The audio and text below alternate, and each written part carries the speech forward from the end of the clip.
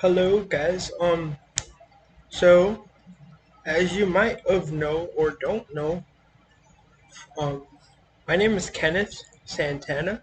Kenneth Fabian Santana.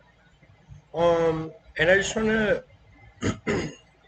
explain a couple of these things that have been going on in my life that are kind of what I would consider tragedies and mistakes. Um alright, so I'm just gonna get right into it. Did a little bit of searching and I happened to have found criminal records against me, and I'll go into detail what I remember, what had happened, and what is misinformation recorded by Arizona State Police, Phoenix law enforcement, and the Maricopa County, um, I guess, archives, which are not official records on a government website. These are all just .coms, kind of trying to siphon money from people. But let me go into detail. This isn't the first time I was arrested. Right here should say battery. I got um into an argument with my mother. Um, it was petty because I mean all these things are really petty, right? In my case, I'll go into detail even though I don't really want to talk about it because it's very personal. But I mean, for the record, um, I live separate from my parents. So my parents live in El Mirage, Arizona, and I'm all the way in Phoenix, like right at the center of Phoenix. So, um, I remember I was kind of distant. I felt kind of like distant with my parents, and they kind of were. I could feel that they were like pushing me away from them, from their resources, and like just from their lives entirely, which was like kind of emotionally, psychologically, very like um, enduring for someone like me who had very little experience in the outside world. They kind of pushed me into like a lower like poverty level lifestyle of living, and I'm still here now, and I'm totally accustomed to it, and I mean it's great. I don't have any issues, but at the time it was a struggle because I still had not become accustomed to anything like this, and then I was giving my own room apartment, which I'm in right now, and I had very limited resources. I still do. I don't have like a washer and dryer, which kind of sucks, but it's not a big deal. Um, I do. I really kind of would like a stovetop, and I have a mini fridge, so that's kind of how I get by. I have to make daily errands to get groceries, but anyway, um, that's how my living situation now. But at the time, I guess things kind of add up, right? The pressure, the weight of the world on your shoulders, um, not really having the experience, trying to get jobs, and being rejected. I tried a lot of places around here, like walking distance, because that's what I assumed like I could do, and I wasn't getting responses back. I had an interview once. I went to the interview at the gas station. They didn't. The interview I thought went well. Interviewer decided that I wasn't fit for the job, but instead of calling me and telling me that I wasn't fit for the job, I went back to the location, and you know what? They told me that they had would have to talk to the manager, and then the manager was informed. I don't even remember. So it's so shady. It's like not even worth mentioning. But that I remember that interviewer um, hesitant to respond. After, I think after 2 or 3 days, I got the confirmation that I didn't receive the job. So that's kind of my experiences with jobs. I've always been polite to people. Um, I've I'd like to assume that I was very professional, and I say very professional because I was manicured and groomed the way my parents had raised me. I'm a lot more like thick-skinned now, um, somewhat defensive, um, and I don't like being like picked on. I like the flag that says "Don't tread on me." That's something that I really hold close to my heart now, and it that um not in itself, but like helped me with my kind of like independence, identity, and like what was I actually trying to say? It had helped me kind of liberate myself from like um just being gullible, being picked on or ridiculed, kind of see past through the bullshit, if you will. And so yeah, that's kind of my stance. I'm a lot more of a different person, but I still consider myself professional. Um,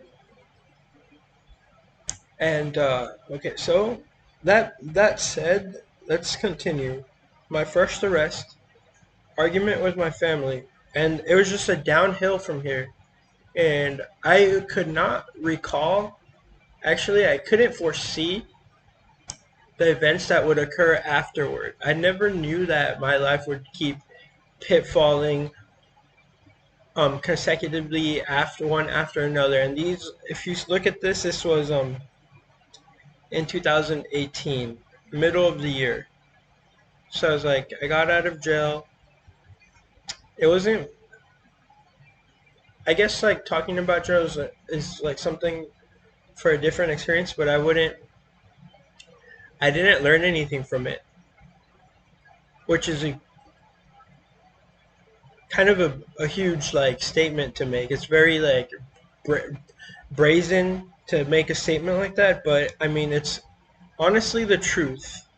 I'm not gonna go into competition and say this is a better method or this is better or psychiatric help or mental evaluation because in it's all clustered into this big ball of shit where people pretend they like you, pretend they're listening to you, right? Psychologists, psychiatrics, but it's just all this big pile of dog shit. Anyway, um, so fast forward 1 year, almost exactly 1 year later, I get booked. Almost exactly. The last time it was seventh month of the year. This is the sixth month of the year on the 19th. You know, my birthday day, and this was probably criminal deface, criminal damage. Got into an argument with my father. It's always petty things, you know, and I don't know now thinking about it. I know now, but it's so sad to say, but I'm gonna hold my breath, hold my tongue, and not elaborate on that because it's still personal matter, even though I'm public here. Um, but I had an argument with my father, and I know now that it's trust was not seen equal for both parties, me and my dad. I I am a caring person. I am trustworthy. People should trust me more than they do, I think. But then again, people are very in their own realm, in their own like ecosystem. So the trust thing, I could see it like breaking apart, and it was frustrating me, and I didn't know how to amend it. So I remember just being frustrated to the point where my dad was working on the computer. We got into an argument, and I grabbed the closest thing to me, which was a stapler, and I threw it at his computer monitor, and he called the police, and that was it. That was really it. Um, I was so distraught about the whole thing that I broke down into tears. The police came. They had to carry me because I didn't want to walk. They carried me to um, the station wagon, or yeah, into the wagon, and I was hauled off after they had consulted my dad of what had happened. And during these times, I had never physically attacked my dad. The first time, the first time, which was this instance, I had tried to strike my mother, and I missed, but my mother claims that I clipped her. And you know what? I agree, and I am guilty that I did clip her, but I never struck her the way I intended. I intended to do inflict pain. And during that argument in the garage, I intended to inflict pain because I was so frustrated. I was very naive. Um, and then she said that she felt a sharp pain in her finger, and she ran out of the garage and yelled for my father. And that's when he tried to assess what was going on and called the police. And I remember how distraught my mom was. She was in tears. And I know that's very unacceptable of me to have done that. But that was the first arrest on 7/16/2018. Fast forward a year, I've been doing mental exercises, therapies, right? Just personal stuff, right? Like your conscience. You try to assume control of every your thoughts.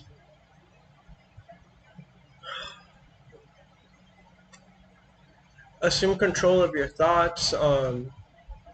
My anger management that I was focusing on, I was in better control of it then. So I remember lashing out on inanimate objects during this um instance on the 6th on 6/19 2019. And instead of attacking my father, I knew I was above that. I actually learned my lesson the first time I went to jail.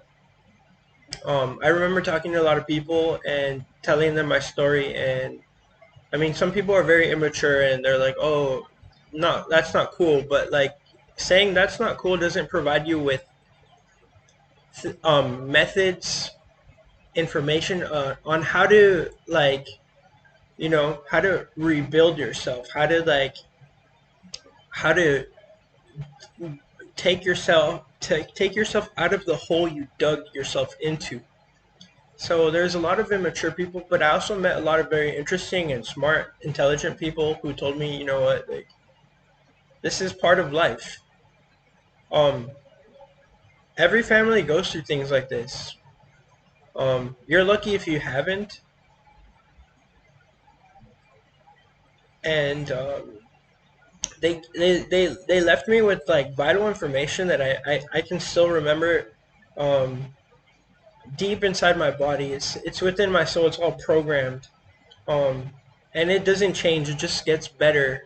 Every day I wake up and I I am a better person. I can literally feel it from the moment I go on the internet and check my computer, my messages. I talk to my friends, my family, my online interactions, all that stuff. I just feel like I'm exuding positivity, and it's reciprocating back to me, right? What comes around goes around. I still remember that from when I was a child. like very young, before I was a teen. What comes around goes around. My mom used to say that, and it's true. Like you exude positivity, and you will receive it. Don't be. It has to be honest. Don't be so impatient to where you did something good for someone, and a week later you're gonna expect something in return from the universe. You have to really gauge yourself, measure, and coordinate yourself into building better structures and society structures and relationships, and just honestly just being happy with the person that you are. That's probably my most important thing that I can say in this video. um I think I'm gonna have to end the video now because YouTube has a limit.